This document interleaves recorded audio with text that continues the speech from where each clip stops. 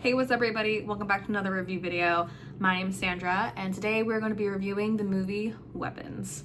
So I did my first review video. It was just kind of like an introduction review video. I did my 5 favorite movies, TV shows, and I almost said trailers. I did books. And then I also just uploaded my out of theater reaction to the movie Weapons. And so now I'm doing my full review on the movie. I have my notebook here of all the topics that I want to cover, so I'm really excited and let's dive in. Had to move my camera angle because I realized I was like this. Anyway, now that all of that is out of the way, let's get into the review video. So I want to start off by saying that this was a good movie. I wouldn't say that it was a great movie. It definitely wasn't a showstopper. I definitely had high expectations going into this movie, and although expectations, that's all they are, they were not met. I definitely was hoping for more out of this movie, and I definitely didn't get that. First things first, I just want to put a disclaimer out there that this is just my opinion. That's all it is. This is all just for fun. So if you guys enjoyed this movie, please don't take any offense. This is just what I thought. That's it. Just my opinion. One of the things that I thought was really interesting was the narration being done by a little girl, because you don't see her at all. Like, we don't get an introduction to the narrator, so it's all in third person. And well, it's not all in third person, but you get this like little girl who's narrating the film, and it's really interesting, and I really wanted to figure out who it was, because it wasn't anybody in Alex's class. So it was somebody within the school, but you never see her. I thought that was just interesting. I just don't understand why they would do that. I guess just to get like a third person's point of view who wasn't in the story itself. But I don't know, I just thought it was really odd that they would go down that route. I feel like the title was kind of lost in the movie, and the only reason why I say that is because when I first heard the title and watched the trailer, I thought someone's gonna use these kids as weapons. Like, these kids are gonna run These kids are gonna run rampant in the streets, and they're just going to be controlled by somebody. Like, I knew that they were like being controlled, and I thought that something would click in them and they would just become somebody's weapon. That they would just terrorize the town just to get what this person wanted. But really, she only ended up using the children as like a last resort. She didn't really use them as weapons. She used them for her own reasoning. I don't know. I just thought it was really interesting that they would call the movie Weapons. And listen, I know that you guys probably in the comments are gonna go, hey, listen, why is this called this movie? Well, why is the title of this movie? Listen, I get it.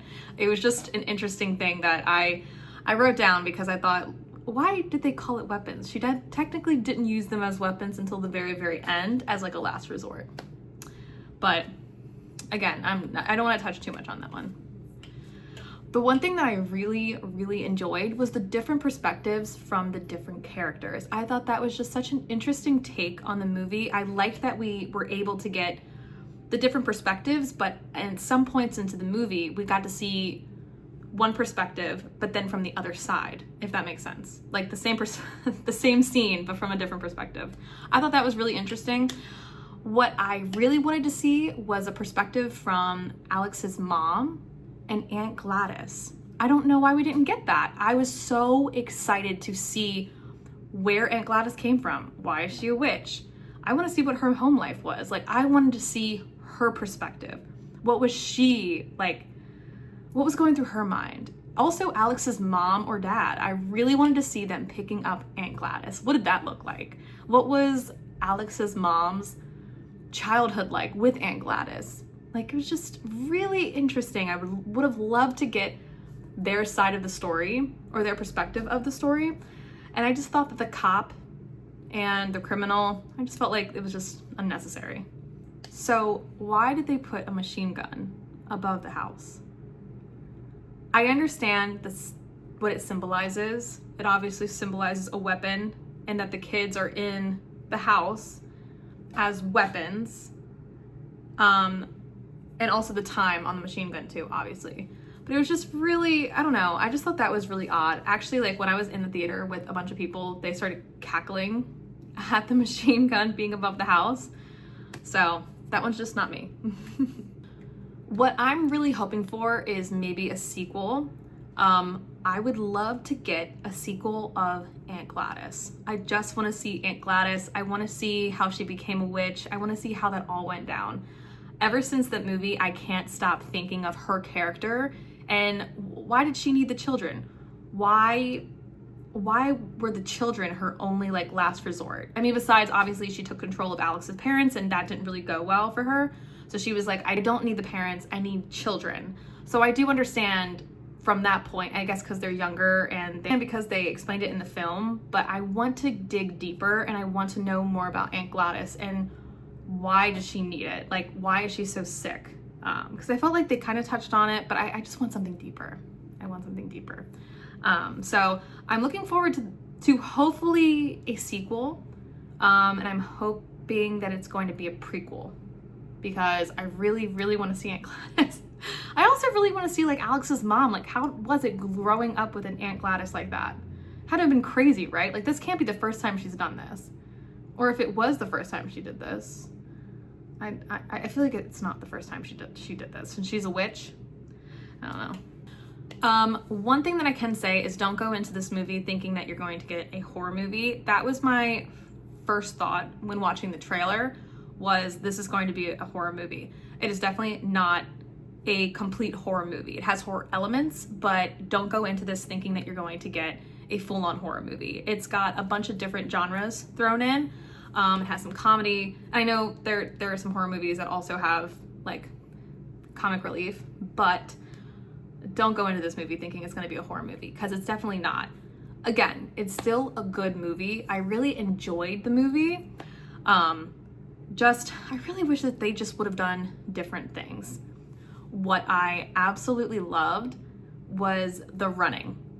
I don't know what it was. That was so creepy. And that's why I really wanted the kids to like terrorize the town. I couldn't even imagine seeing kids running at me about to like, you know, you get it. So I think I really loved the running. I thought that was really terrifying. Also, the guy being hit with the car, I thought that was exactly what the movie needed. It needed like that thrilling like suspense of, oh shit. I love that she took a stick, wrapped it with hair, put blood on it, and snapped it. That's how they just went crazy. I thought that was so interesting. I loved that part. I thought that that was so scary. Like, someone, all you have to do is get their hair, snap it, blood, snap it. That's it. And then they're under control. That's crazy.